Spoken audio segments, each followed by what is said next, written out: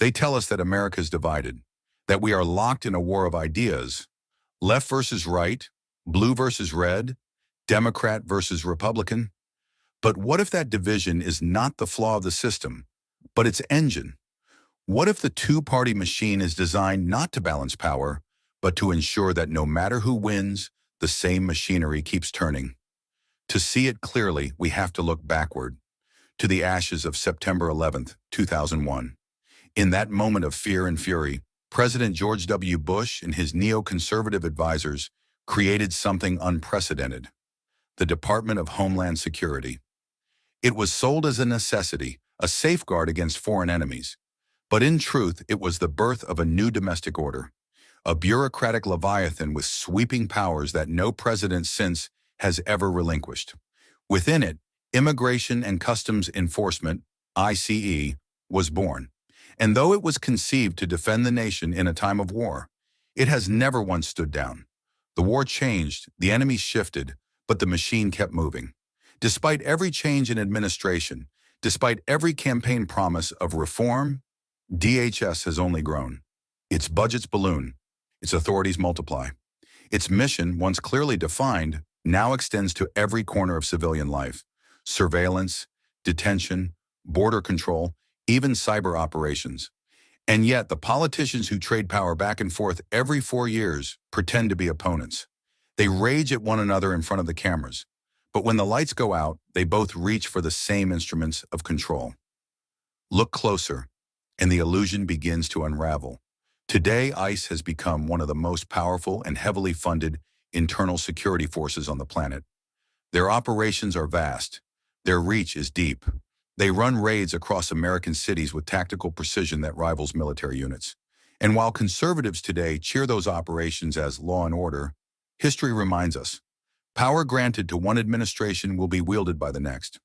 For now, ICE targets migrants, those desperate enough to cross borders in search of survival. But the machinery of enforcement never sleeps. It only waits for new orders. And soon those orders could take on an entirely different shape. For decades, globalist policymakers and disarmament advocates have quietly advanced the United Nations Small Arms Non-Proliferation Treaty, an international compact aimed at regulating, restricting, and ultimately eliminating civilian ownership and production of small arms. The treaty has been signed by many nations, but every U.S. president, Republican and Democrat alike, has left it sitting on the table, unsigned, unratified, for now. Yet the mere existence of the treaty offers a backdoor.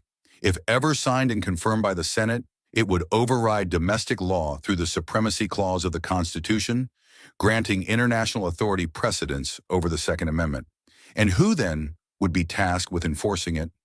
Not local police, not the National Guard, but the very agency that already exists within our borders with military-grade capability, legal authority, and an ever-expanding budget: Immigration and Customs Enforcement.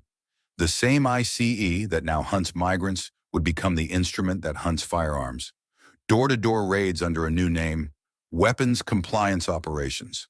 Search and seizure carried out not in the name of national security, but international order. And the irony? The same conservative voters who cheer ICE's strength today would be the first to feel its boots on their doorstep tomorrow. And when that day comes, they will try to blame a single man, a single administration, a single party. But it will not be the fault of a single Democrat or a single Republican. It will be the product of the machine they both built, fed, and protected. Because the Department of Homeland Security did not die when the War on Terror ended. It evolved.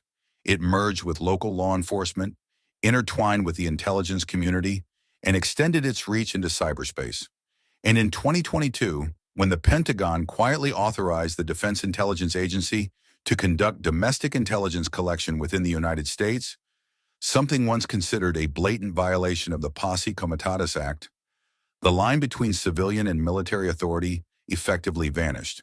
Now the U.S. military can operate in intelligence and targeting capacities within our borders. The Department of Homeland Security can police the population under the banner of safety, and both political parties will claim they are doing it to protect you. But protection is not freedom, and surveillance is not safety. The pendulum swings, first to the right, then to the left. But the motion serves one purpose: to keep the public distracted while the mechanism beneath grows ever more powerful, ever more permanent, and ever less accountable. The illusion of choice sustains it. The illusion of opposition justifies it. Bush built the framework. Obama fortified it. Trump expanded it. Biden funds it. Different names, different parties, one machine. And when it finally turns inward, when the instruments of control forged in the name of security are used against the very citizens they were meant to protect, no one will be able to say they didn't see it coming. Because the pendulum of power doesn't stop at balance. It feeds itself until it consumes the nation that built it.